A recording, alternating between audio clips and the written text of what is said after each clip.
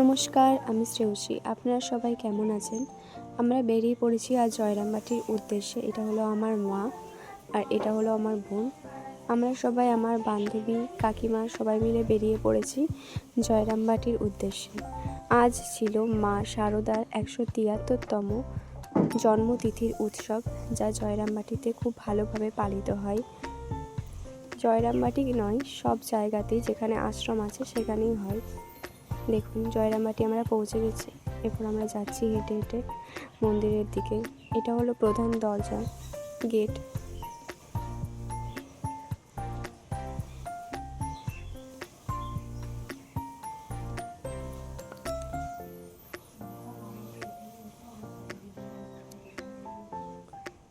দেখুন,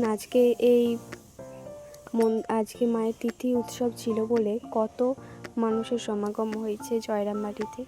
দেখুন কত মানুষ এসেছে। আমরা এখানে প্রত্যেক বছরই যাই, যে কোনো আমরা মাসে একবার কিংবা 2 মাস ছাড়া একবার জয়রামবাটি কামারপুকুর যাই। দেখুন, মন্দিরের সামনে চলে এসেছি। এটা হলো মন্দিরের সামনে প্রাঙ্গণ। মানে যে দেখা হয়ে যায় আমাদের ছোট দিদিভাইয়ের সাথে, মানে আমার বাপির ছোট মাসিমণি। মন্দিরে আমরা প্রবেশ করেছি।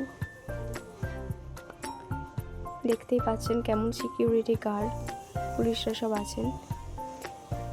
মন্দিরের সামনেই এখানে হচ্ছে অনুষ্ঠান। বাঁদিকে যে প্যান্ডেলটা করা হয়েছে ওখানে হচ্ছে অনুষ্ঠান, আর এইদিকে বাগানগুলো আছে। এইদিকে কালকে হচ্ছিল একটা বাউল অনুষ্ঠান। দেখুন,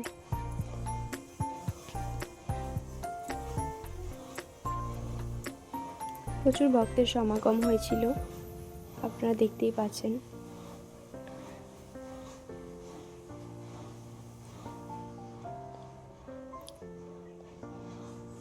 এরপর আমরা যাচ্ছি দর্শনের উদ্দেশ্যে, মন্দিরের কাছে মায়ের দর্শন করতে। বাঁদিকে যে মন্দিরটি, এটি হলো মা শারদার মন্দির।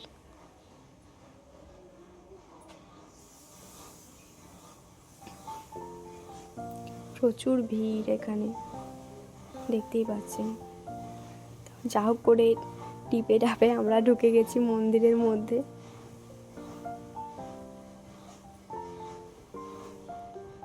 দেখুন, আজকে সবারই জন্য ছবি তোলা ছিল। অন্যদিন ছবি তুলতে দেওয়া হয় না, এখানে নিষিদ্ধ থাকে। দেখুন, এই যে আমরাও ভিডিও করেছি। মাকে দেখতেই পাচ্ছেন আপনারা। ভক্ত সমাগম দেখুন কেমন। যেহেতু আমরা এই মন্দিরে দীক্ষিত, তাই প্রত্যেক বছর সব পুজোতে আমাদের এখানে ইনভাইট থাকে। দেখুন, এত ভিড়ের জন্য এরপর আমরা বেরিয়ে যাচ্ছি মন্দির থেকে।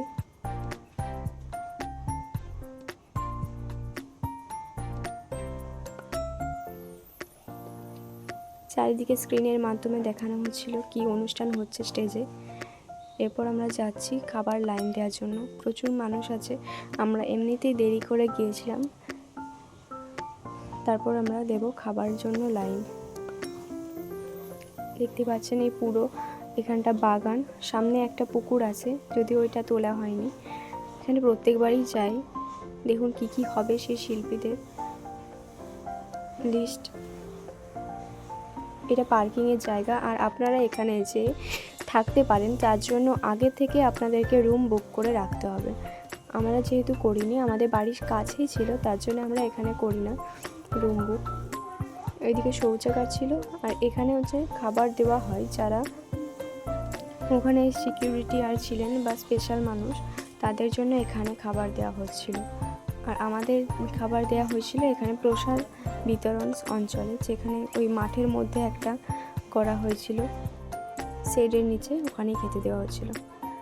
আপনারা দেখতেই পাচ্ছেন যে মানুষের কত ভিড়। আমরা এখন যাচ্ছি।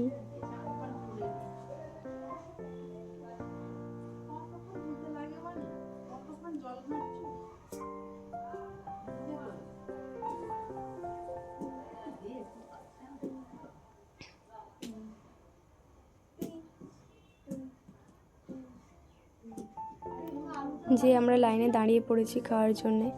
দেখতেই পাচ্ছেন আপনারা কত ভিড় এখানে লাইন খাবারের জন্য, প্রসাদ পাওয়ার জন্যে।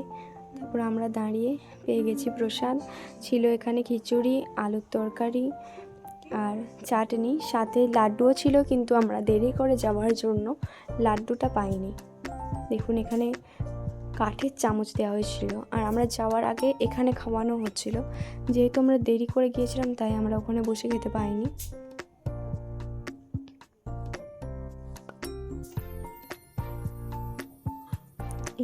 এখানে খুব বড় মেলাও বসেছে জয়রামবাটিতে, কিন্তু আমরা মেলা দেখতে যাইনি। এটা হলো মন্দিরের সামনে করা হয়েছে একটা অনুষ্ঠানের জন্য, যেখানে মহারাজরা বক্তৃতা রাখছেন এবং কেউ গান করছে। আপনাদেরকে মায়ের পুরনো বাড়িটা দেখিয়ে আনি, যেখানে মা শারদার মা শ্যামা সুন্দরী দেবী থাকতেন, সেই বাড়িটা দেখাবো। এটা এখানে নতুন করা হয়েছে একটা স্বামীজির স্ট্যাচু। আর এর বাঁ দিকে দেখুন চন্দ্রমল্লিকার বাগান, যেগুলো আমার খুব ভালো লাগে। এখানে এত গাছের জন্য জয়রামবাটি আমার খুবই ভালো লাগে। ভিতরে ঢুকে গেছি, এখানে ক্যামেরা করতে দিচ্ছিল না। আজকে যদিও দিচ্ছে, তাও মানুষকে অন্য দিন আরোই দেয়নি, অল্প করে একটু ক্যামেরা করতে দিয়েছে। দেখতেই পাচ্ছেন আপনারা, এটা হলো মায়ের মন্দির, মায়ের বাড়ি আর কি, যেটা আগে ছিল।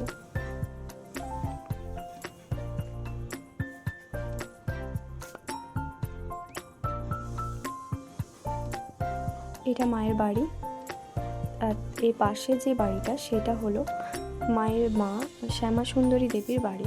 এই যে এটা, আর এটা হলো মায়ের রান্নাঘর, যেখানে মা আগে রান্না করতেন।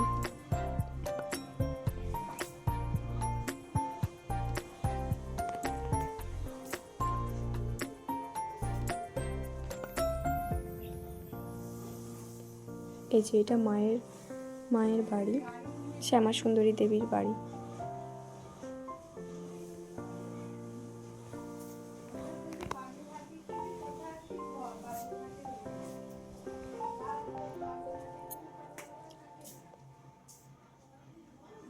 আর এটা হলেন রান্নাঘর, মা যেখানে রান্না করতেন এটা রান্নাঘর ছিল মায়ের।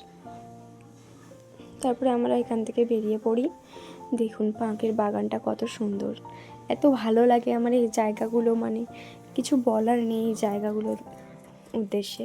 খুব সুন্দর এখানে গাছ, এখানে শান্ত পরিবেশ, মনোরম পরিবেশ, খুব ভালো লাগে। তাই আমরা প্রত্যেক মাসে একবার বা 2 মাস ছাড়া একবার অবশ্যই যাই জয়রামবাটি কামারপুকুর। আমাদের বাড়ির থেকে যেহেতু বেশিক্ষণ লাগে না যেতে, তার জন্য আমাদের মাঝে মাঝেই এখানে যাওয়া হয়। এখানে গান হচ্ছিল, মহারাজ বক্তৃতাও দিচ্ছিলেন। কিছুক্ষণ বসেছিলাম আমরা এখানে সেগুলো দেখার জন্যে।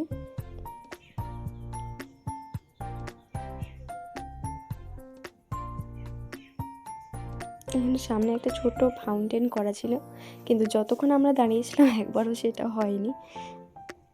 আর এটা হলো ওখানে একটা বইয়ের দোকান, বই, ঠাকুর মা স্বামীজির যে কোনো জিনিস এখানে, বই, তারপরে স্ট্যাচু, সব কিছু, ছবি, সব কিছু এখানে আপনারা পেয়ে যাবেন। তাছাড়াও এখানে ছিল জামা কাপড়, সোয়েটার ইত্যাদি সব কিছুর দোকান, যা এটা মঠ থেকেই যেহেতু করা, খুব ভালো দামে, কম দামে আপনারা এখানে জিনিস পাবেন। দেখুন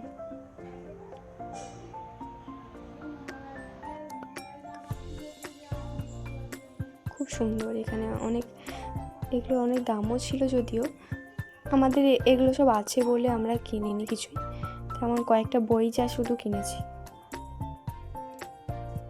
এখানে আপনারা অনেক কিছুই পেয়ে যাবেন, যা আপনাদের দরকার সব কিছু।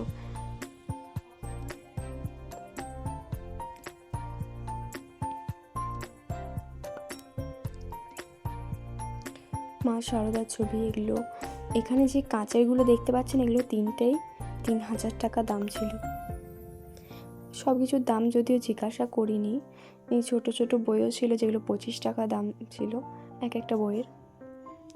খুব ভালো লেগেছে ওখানে যে আমাদের শাড়ি, জামা, আপনারা যা চাইবেন এখানে তাই পাবেন। এখানে মূর্তি সহ সব কিছু, যাবতীয় জিনিস আপনারা এখানে পেয়ে যাবেন।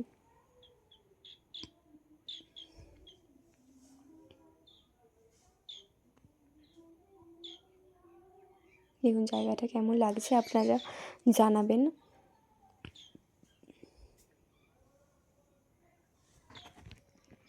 সব কিছু কিনে এরপর আমরা বাড়ির জন্য উদ্দেশ্যে রওনা দেব। আপনাদের কেমন লাগলো ব্লগটা দেখে জানাবেন। এটা আমার প্রথম ব্লগ, এর আগে আমি কোনো বড় ব্লগ করিনি।